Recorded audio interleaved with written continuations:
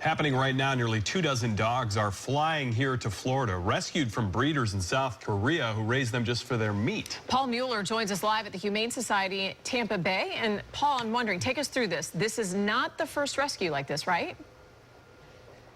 And certainly not the last. These dogs will be arriving here in just a few short hours, and they'll each have a temporary home of their own. Check this out. This one is belonging to Adele. Yes, Adele. And this right here, folks, is a whole lot different than the world that they leave behind.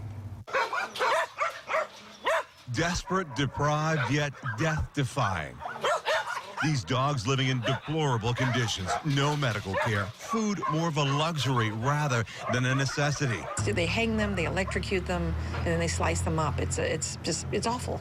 They're bred for their meat that brings in a pretty penny in countries like South Korea, China, and Vietnam. But these days, a cultural shift. People realizing the animals' lives are worth more than just food on the table. We're really gratified that many of the Korean people are no longer eating dog meat, so these farms are starting to close down. Trouble is, there's no place for them to go, and that is where Humane Society International steps in. The dogs freed and taken to countries like the U.S., Canada, and the U.K.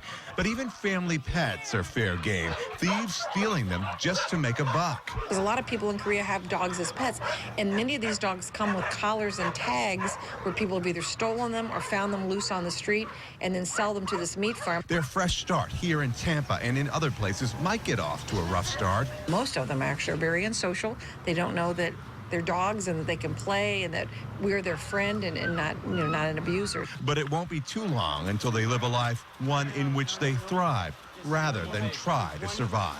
It's heartbreaking to see them being treated this way. And 10 dogs, including Adele, arrive here tonight. 4 more on Sunday, but certainly a long road on recovery right now. It'll be at least a couple more weeks before they can be adopted, Josh. It's nice to see they have a second chance at life here, but we know pets, they can be expensive. We got the boarding, the exams, all their shots. Who's going to pick up the tab for all that? Yeah.